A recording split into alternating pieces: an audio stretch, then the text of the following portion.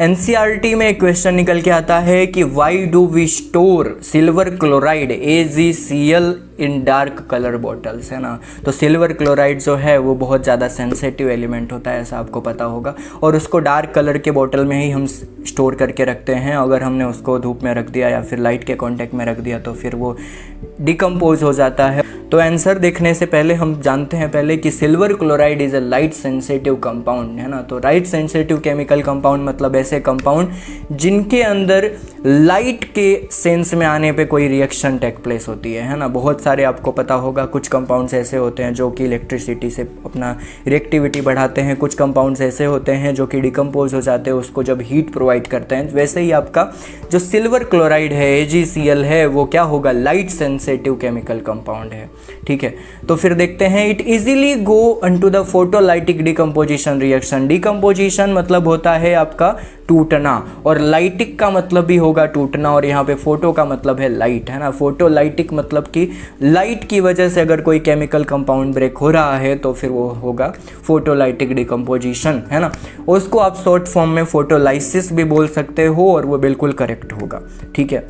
तो आगे क्या है कि it reacts with the light rapidly and it loses the characteristic by the forming silver and chloride gas, है ना।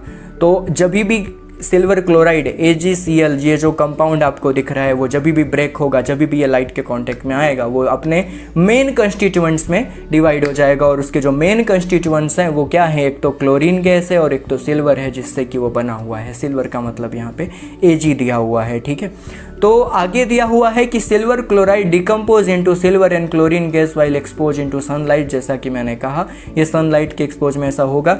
Silver chloride store in the dark colour बोतल। इसका रीज़न क्या है, यहाँ पे लिखा हुआ है आपके कि dark colour bottle can interrupt the path of the light such as light can not reach the silver chloride bottle and its decomposition is prevented, है ना।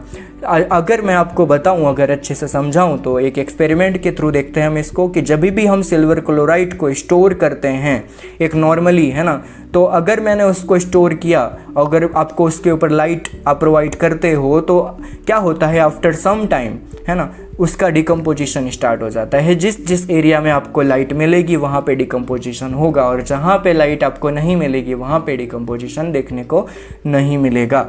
तो यहाँ पे क्या लिखा हुआ है, जैसे कि सिल्वर क्लोराइड, है ना, सिल्वर क्लोराइड को हम डार्क बॉटल में इसलिए स्टोर करते हैं बिकॉज जो डार्क बॉटल है वो प्रिवेंट करता है ना। जो डार्क बॉटल है वो क्या करता है कि सनलाइट को या फिर किसी भी प्रकार की लाइट को बॉटल तक पहुंचने नहीं देता, और जब लाइट नहीं पहुंचेगी तो उसका जो आपका फोटोलाइटिक डिकम्पोजिशन है सिल्वर क्लोराइड का वो नहीं होगा। और डिकम्पोजिशन से प्रिवेंट करने के लिए सिल्वर क्लोराइड को उसके सिल्वर क्लोराइड फॉर्म में ही रखने के लिए हम क्या करते हैं, उसको डार्क कलर की बोतल में रखते हैं।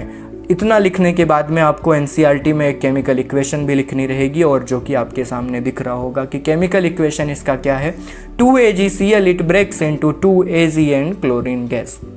जो क्लोरीन गैस है वो आपका सेपरेट होकर हवा में उड़ जाएगा, और जो Ag है, जो आपका सिल्वर है, वो आपको एज इट इज़ मिल जाएगा। सिल्वर कलर आपको एक फिगर में भी दिख रहा होगा इसमें कि जो after the decomposition take place, जो आपका बाहर का एरिया है वो जो सिल्वर कलर में हो चुका है, और जहाँ पे अभी भी डिकम्पोजिशन नहीं हुआ है, जिसको हमने कोई भी पार्टिकल रख के उसको हमने लाइट आने से प्रिवेंट कर लिया था, वहाँ पे डिकम्पोजिशन ना होने की वजह से आपको सिल्वर क्लोराइड दिख रहा होगा जो कि as it is white colour में है।